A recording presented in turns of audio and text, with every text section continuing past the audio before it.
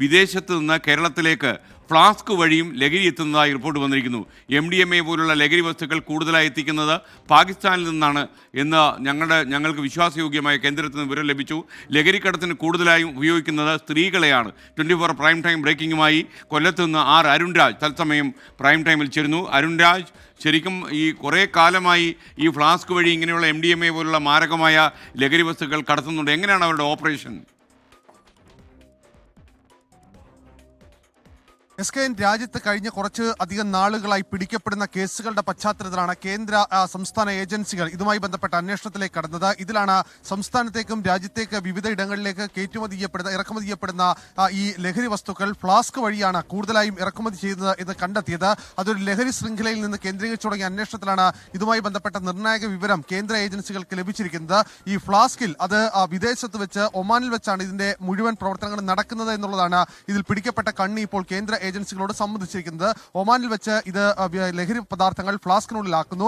അത് ഈ ഒരു ഫ്ലാസ്കിൽ ഇതിന്റെ കൂടെ വിവിധ തരത്തിലുള്ള ഫ്ലാസ്കുകൾ കൂടി ഉൾപ്പെടുത്തി ഒരു ബാഗേജ് ആക്കിയാണ് ഇതിൽ കടത്തുന്നത്. അത് വിവിധ രാജ്യങ്ങളിലേക്ക് കടത്തുന്നുണ്ട് എന്നുള്ളതാണ് ഈ ലഹരിക്കടത്തിലെ പ്രധാനപ്പെട്ട ഒരു ആസൂത്രകൻ തന്നെ ഇപ്പോൾ കേന്ദ്ര ഏജൻസികൾക്ക് മുമ്പായി നൽകിയിരിക്കുന്ന മൊഴിയിൽ പറയുന്നത്.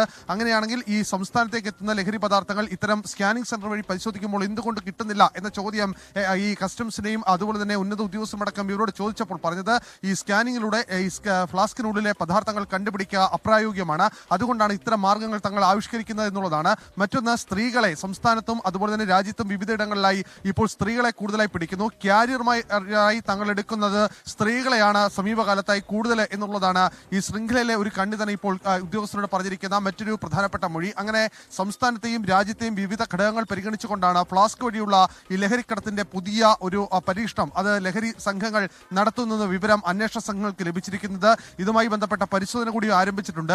MDMA അടക്കമുള്ള ലഹരി വസ്തുക്കൾ കൂടുതലായി കയറ്റുമതി ചെയ്യുന്നത് പാകിസ്ഥാനിൽ നിന്നാണ് എന്ന് കൂടി വിവരം ഇപ്പോൾ കസ്റ്റംസിനടക്കം ലഭിക്കുകയും ചെയ്തിട്ടുണ്ട്. ഇതിന്റെ അടിസ്ഥാനത്തിലുള്ള അന്വേഷണവും ഇപ്പോൾ കേന്ദ്ര ഏജൻസികൾ ആരംഭിച്ചു.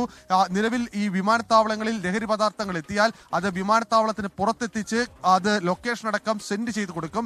അവിടെ നിന്ന് യഥാർത്ഥ ഉടമ വന്ന് ഇത് കളക്ട് ചെയ്യുകയാണ് പതിവ്. ആ യഥാർത്ഥ ഉടമയാണോ എന്ന് പരിശോധിക്കാൻ പോലും ഇവരുടെ പക്കൽ വിവിധങ്ങളായ മാർഗങ്ങളുണ്ട് എന്നുള്ളതാണ് അന്വേഷണ ഏജൻസികൾ വ്യക്തമാക്കുന്നത്. അങ്ങനെ വലിയ ശൃംഖല തന്നെ രാജ്യത്ത് പ്രവർത്തിക്കുന്നു എന്നുള്ളതാണ് നിലവിൽ കേന്ദ്ര അന്വേഷണ ഏജൻസികൾ നൽകിയിരിക്കുന്ന രഹസ്യ റിപ്പോർട്ട്.